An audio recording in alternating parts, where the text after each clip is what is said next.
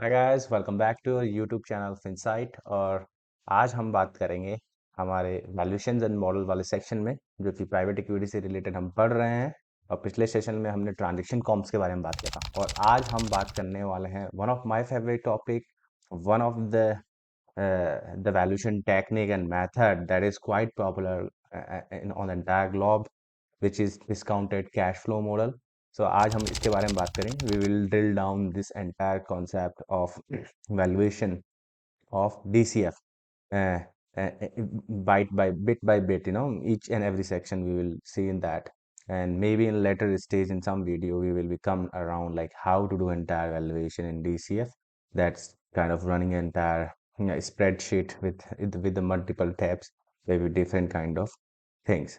तो चलिए, अगर आप फर्स्ट टाइम मेरे चैनल पे आए हैं तो please do like share and subscribe. अगर आपको कंटेंट पसंद आता है तो अपने दोस्तों को भी बताइए, और उन्हें भी जानने का मौका दीजिए कि if they wanted to up mind में कोई सवाल है।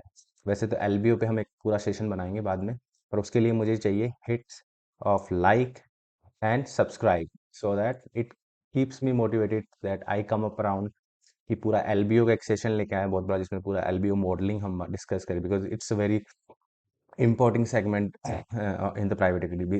In current scenario nowadays, LBOs are referred as a private equity. तो ठीक है, चलिए बढ़ते हैं हमारे डेक पे और स्लाइड्स पे, और देखते हैं आज के सेशन के बारे में।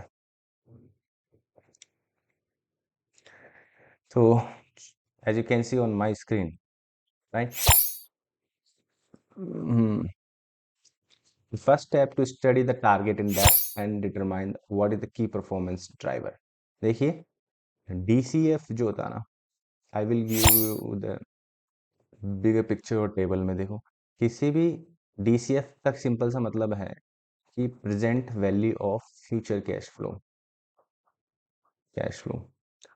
जो भी आपका बिजनेस है, ठीक है, आपका बिजनेस का life cycle, let's say I am saying 20 years और 10 years you are estimating, and thereafter you are saying it will be going concern. तो उस पूरे बिजनेस लाइफ साइकिल में आप कितना कैश फ्लो जनरेट कर लोगे, that is free cash flow, I mean independent cash flow for the equity share holders, ठीक है, या फर्म शेयर होल्डर्स। वो कितना आप जनरेट कर लोगे, उसको आज की टर्म्स में, प्रेजेंट वैल्यू टर्म्स में आप लेके आएंगे, सारे कैश फ्लो को सम करोगे ना, including the last terminal value. तो जो भी वैल्यू आएगा उसको हम कहते हैं आपकी बिजनेस की वो वैल्यू है, ठीक है। Present value of future cash flow is the value of any business, any business as per DCF, ठीक है। तो ये चीज है। तो पहला स्टेप है टारगेट इन डेप्थ। आप टारगेट को देखिए, जिस भी कंपनी के रिलेटेड आप ये कर रहे हैं पीई के अंदर, वो आपकी टारगेट कंपनी हो गई। उस टारगेट कंपनी से रिलेटेड आपको देखना है। इन डेप्थ में की परफॉर्मेंस ड्राइवर्स, क्या क्या परफॉर्मेंस ड्राइवर्स है, ठीक है, मतलब हिस्टोरिकली देखना है कि what are the key drivers that run the business, ठीक है। तो आपको की ड्राइवर्स देखना है। दूसरा एफ सी एफ, ठीक है, ये क्या होता है, कैश फ्लो डिटरमाइन करना, free cash flow to firm, free cash flow to. तो अनलीवर्ड फर्म मतलब सिंपल सी बात है, future cash flow, projecting unlevered future cash flow based on the defensible assumption generated by the private step. यहाँ पे study करके हमने जो ड्राइवर्स निकाले, drivers are nothing but the discount rate, ठीक है। स्लाइड्स बहुत हो सकती है, लेकिन मैं काफी सारी चीजें यहीं पे आपको बता दूंगा। डिस्काउंट रेट हो गया आपका, उसके बाद में हो गया आपका टर्मिनल ग्रोथ रेट, ठीक है, प्रोजेक्टिंग कैश फ्लोज, ठीक है, और आपकी जो ग्रोथ के लिए आपको जो हम फॉर्मूला लेंगे वो B into R. R is retention ratio,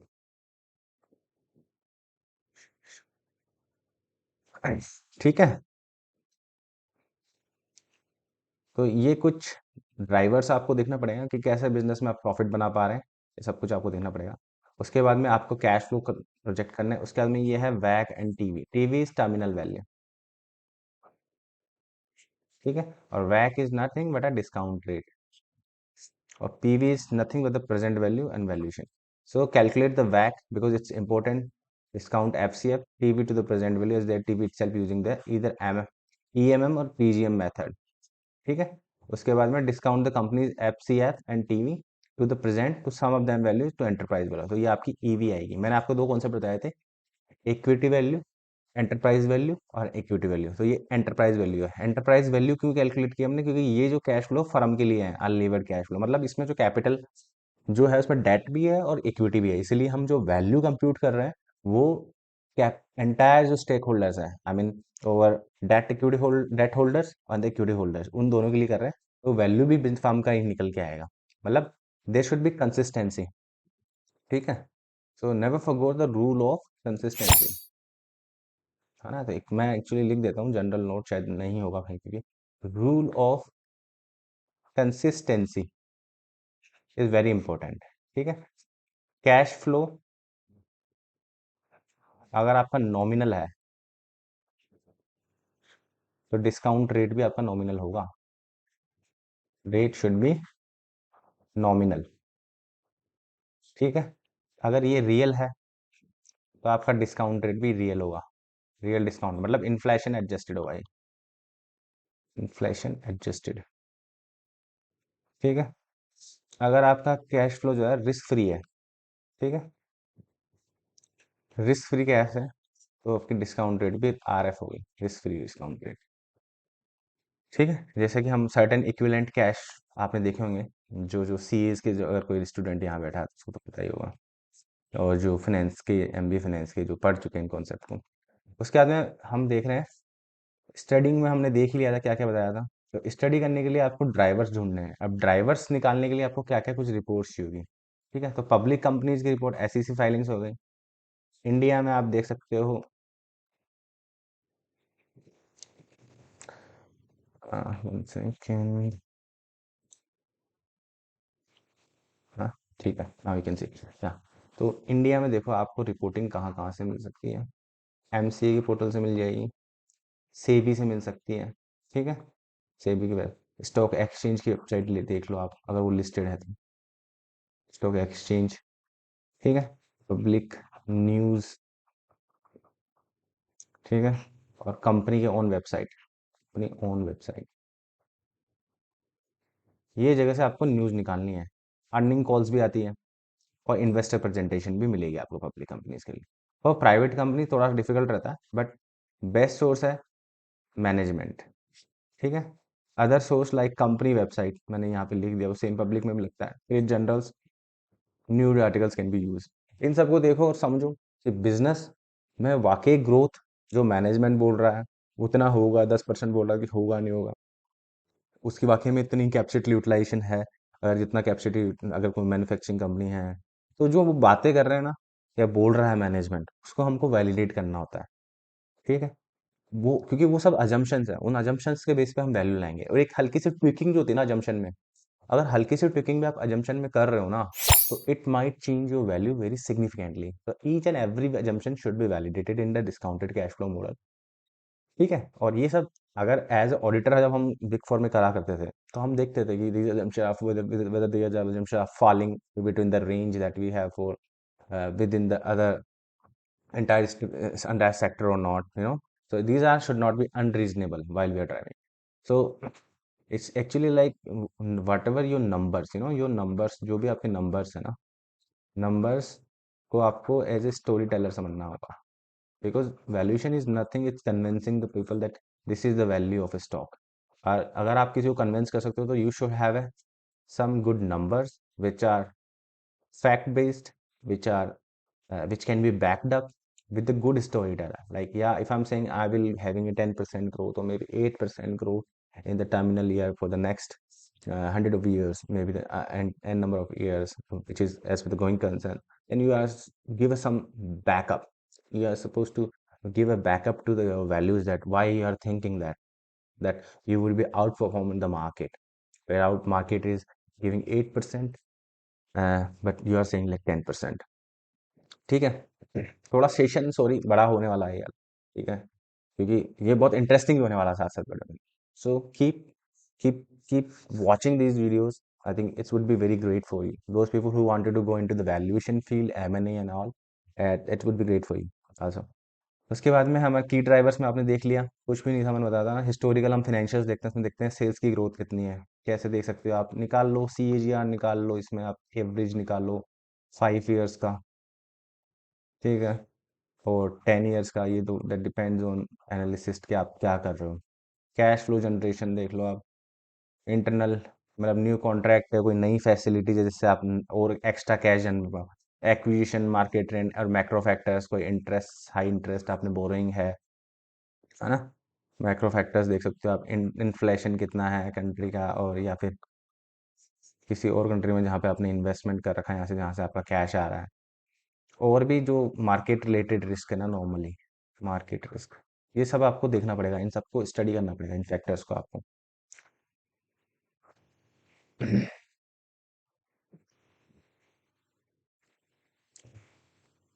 ठीक है, उसके बाद में हम, हाँ, उसके बाद में सेकंड स्टेप जो था वो था प्रोजेक्टिंग कैश फ्लो, वो सबसे इंपॉर्टेंट स्टेप है कैश फ्लो, ठीक है, और cash is king, understand this thing, cash is king, cash का कोई मुकाबला नहीं है, discount rate has its own significance but cash has own because correcting or accurately estimating the cash is very important, estimating the cash, ठीक है, आप cash ही तो ले आउट करोगे ना यहाँ पे, कैश को ही तो एंड में डिस्काउंट करोगे और प्रेजेंट में निकालोगे। तो in case there isn't generating using, in case there isn't, it can be generating using cells, ठीक है, sourcing at least 2 to 3 years from consensus estimate। Consensus estimate is nothing but अगर market में कोई track करता है, market में track होता है ना पर्टिकुलर स्टॉक, उससे रिलेटेड आपको इंफॉर्मेशन मिलती है, ठीक है, कि एस्टिमेट का सेल के प्रति क्या, मतलब एनालिस्ट का, नॉट एस्टिमेट, एनालिस्ट का क्या एस्टिमेट है फॉर सेल ग्रोथ, ठीक है, वो कह रहे हैं कि जैसे भाई 5 से 6% ग्रोथ हो, आप बोल रहे हो 10% होगा, तो दिस इज क्वाइट अनरीजनेबल, क्या है मतलब आपके पास 10% हो सकता है, that might be good but you have a good story telling for that, है ना, आपका कॉग्स हो गया और SG&A प्रोजेक्शन, हिस्टोरिकल कॉग्स और SG&A मतलब sales and goods and administrative जो एक्सपेंस होते हैं ना वो, और कॉग्स में कुछ, बिकॉज कॉग्स में देखो जो इंक्रीज होगा ना वो पैरेलल होगा आपके किसके सेल्स में, ठीक है, but not in the same proportion because कुछ वेरिएबल कॉस्ट होता है और कुछ फिक्स कॉस्ट होता है, तो वो चीज़ ध्यान रखें। EBITDA प्रोजेक्शन आपको करना है, EBITDA is nothing, it's cash flow, ठीक है, ending before interest, tax and depreciation and amortisation, ठीक है, तो जो आपका अर्निंग होता है ना EBIT, या फिर मैं कहूँ ऑपरेटिंग इनकम, इनमें आप depreciation plus amortization plus tax after tax, मतलब interest after tax, interest after tax, ये तीनों जोड़ देंगे ना,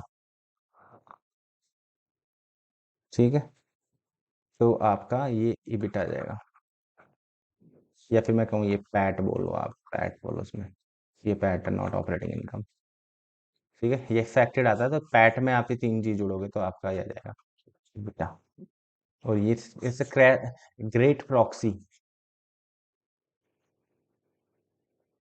फॉर कैश, ठीक है, तो ये सब, इसी को यही नंबर आपको मिलने वाले हैं फाइनेंशियल्स में, और आप इन्हीं को ऐड बैक करके ले सकते हो। उसके बाद में है डिस्काउंटेड कैश फ्लो के अंदर, तो I think we are talking about 4 की थिंग्स, वही मैं बता रहा था ना आपको, देखो, add DNA, depreciation, amortisation, subtract capex, because capex तो आपको खर्च करना पड़ेगा, तो जैसे आप यहाँ से शुरू हो रहे हो, मतलब कहाँ से, सेल से, सेल से आप शुरू होते हो, कॉक्स आप इसमें से माइनस करोगे, SG ने आप इसमें से माइनस करोगे, और मान लो आप आ गए पैट पे, यहाँ पे आ गया आपका पैट, ठीक है, अब पैट, नहीं पैट नहीं आएगा, यहाँ पे आएगा ऑपरेटिंग इनकम, ऑपरेटिंग इनकम, बराबर। अब इस ऑपरेटिंग इनकम में क्या करना है आपको, तो ऑपरेटिंग इनकम जो होती है ना, मतलब मैं कह दूँ EBITDA है, मतलब इसमें SG&M और COGS में आप देखोगे तो फिक्स और नॉन फिक्स्ड डेप्रिसिएशन अमोर्टाइजेशन सब माइनस हो क्या होगा। तो अब आपको इसमें ना एक तो डेप्रिसिएशन एंड अमोर्टाइजेशन ऐड करना है। ये ऐड करो क्योंकि नॉन कैश आइटम्स है, बिकॉज नॉन कैश आइटम्स है ये। तो नॉन कैश आइटम जो भी है ना आप कैश फ्लो से देख करके ऐड कर सकते हो, डेप्रिसिएशन अमोर्टाइजेशन हो गया इसमें। और इसमें क्योंकि इंटरेस्ट इम्पैक्टेड है, ठीक है, earning before interest and tax है ना, तो इसमें इंटरेस्ट इम्पैक्टेड नहीं होगा, तो आपको वो करने की जरूरत नहीं है। तो इस प्रकार से ये आ जाएगा। अब इसमें क्या करना होगा, आपको कैपेक्स भी माइनस करना होगा। Capex is what, capital expenditure you are expecting to incur, और इस साल भी इनकर किया है, ठीक है। तो हर साल क्या ग्रोथ आ रही है इसमें, जैसे इस साल मैं कैपेक्स बोल रहा हूँ 500 CR, नेक्स्ट ईयर था 1000 CR। तो इस साल 500 करोड़ उठाएंगे हम, माइनस करेंगे, और नेक्स्ट ईयर फिर 500, क्योंकि इंक्रीमेंटल बेस पे माइनस होता रहेगा हर साल के। Because capex would, why we do capex, it gives growth, है ना। डिविडेंड अगर आपने मॉडल्स पढ़े होंगे तो आपको पता लगेगा इसमें कि हाउ इट गिव्स ग्रोथ ना। तो वो चीज़ है, वो आपको देखना पड़ेगा।